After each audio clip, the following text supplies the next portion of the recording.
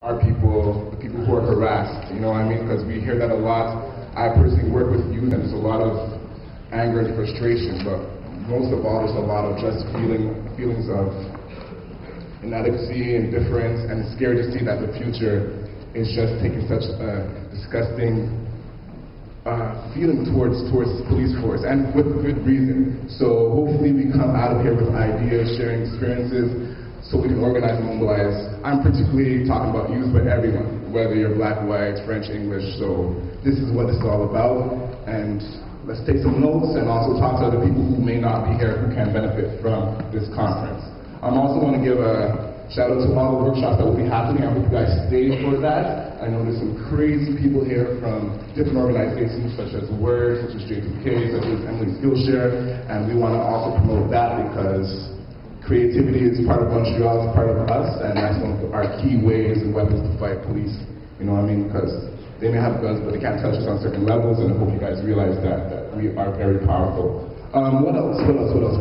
Also upstairs, we have camera and mic for you guys to talk about, your experiences with the police.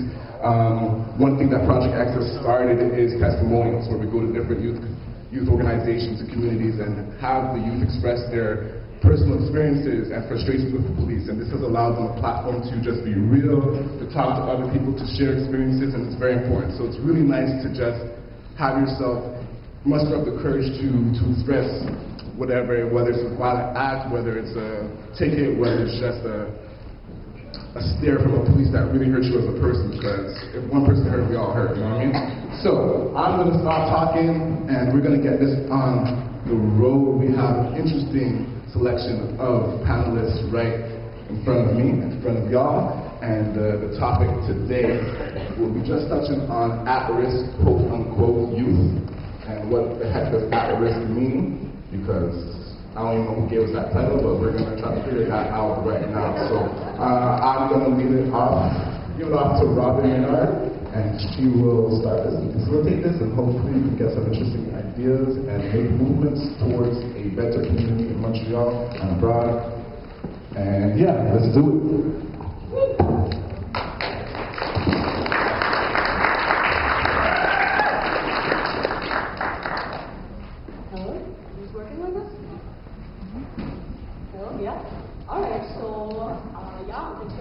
After that super delicious lunch from the People's Potato. Yeah, alright. So just a couple announcements before we start the workshop. There's English to French translation through the headphones, which people are wearing right now. If you don't have them, you can just go to the back for that. So there's the names over there. Yeah. Is this better? Okay, how's this? Alright. This workshop is called At-Risk Youth, At-Risk for Move, Police Profiling on Street Youth and Youth of Color. We're going to try and wrap it up by 4 o'clock, even though we started a little bit late, because there's some other really interesting workshops to get to later. And also don't forget to check out the Skillshares. One of them is writing our rhymes down, and if you participate in that, you also get a chance to showcase the kind of freestyle stuff that you come up with at the show, which is happening on Sunday. So, just some logistical details too. The bathrooms are just around the corners over there. There's also a childcare room. And there's like a liaison team if there's any kind of issues that come up, and they have these purple armbands, so you can check those guys out if you need hand. Just to lay out the ground rules too, I know that it's been pretty heavy in our promos, but there's no police allowed and no covert media, and also no oppressive language or behavior. So if you have to speak,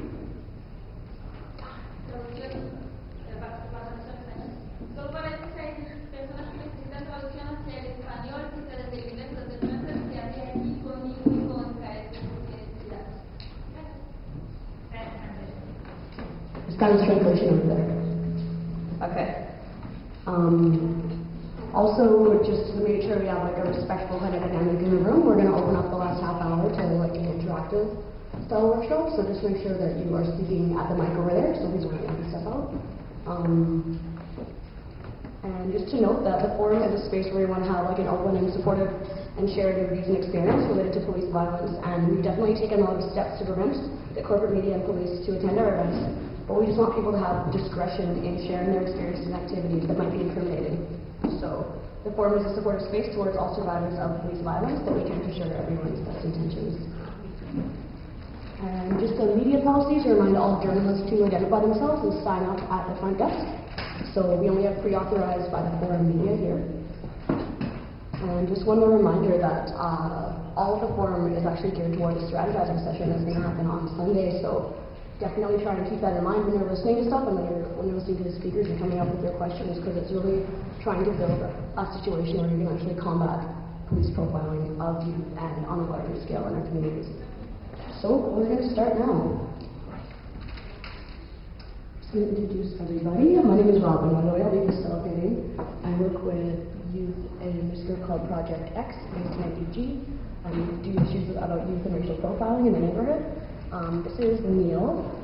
He's a community youth worker and a spoken word artist, and he works at a community center in NDG, where the majority of youth are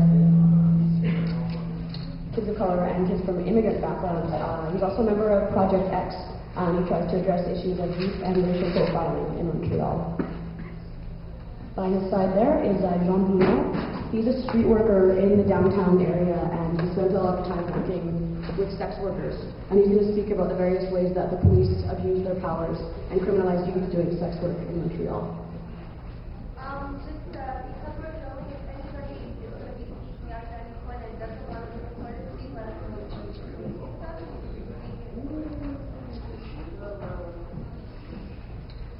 Okay. Besides Jean Bruno, there is Marie-Ève. She's a former street youth herself who made a documentary that we're going to be showing briefly as well today about police harassment of street youth. And she's going to speak firsthand about experience with the day-to-day police harassment taking place that she's faced. And beside there is Crystal Alacon and Jillian Sidayan, and they're part of Capitaine Montreal. That's a Filipino youth organization who combats systemic racism towards the Filipino community, and mainly its youth. They work to educate, organize, and mobilize the Filipino youth towards the settlement and integration of the Filipino community in Quebec and Canadian society. So, you guys hear me if I speak here? No? How about this? Okay. I feel like I'm leaning forward. That's more comfortable. Alright, so the first question really addresses why we're all here. Police profiling doesn't exist in a vacuum. Like, we know that it's not all youth that are profiled. We know that like white teenagers walking around Outremont, the metro, aren't generally at risk of being like arbitrarily arrested or beaten up, right? So youth who deal with the most harassment and violence and abuse are often from these quote-unquote marginalized communities. So we often talk about marginalization like it's something that just happens and it doesn't come from somewhere. So I want this question to address the bigger picture for each of you guys that you're coming from when you're dealing with the youth in your community. Like, what's the larger context of where this marginalization is coming from that's leaving youth vulnerable in the first place to police abuse? And I'd like you to answer that in some detail, but the second part of the question is, what is the role that police play towards you, in particular in your communities? So we'll start with Partie. Hi everybody, as Robin said, my name is Crystal Alacon. I'm with Capitaine Montreal. Capitaine Montreal also works with CI-dessous, which is for the Migrant Workers Association of Filipinos, as well as the Philippine Women's Center. So we always have a very comprehensive analysis of the socioeconomic situation of Filipinos in Canada. So in terms of the, to answer the question, in terms of the economic oppression of Filipinos, we always relate it back as youth of color.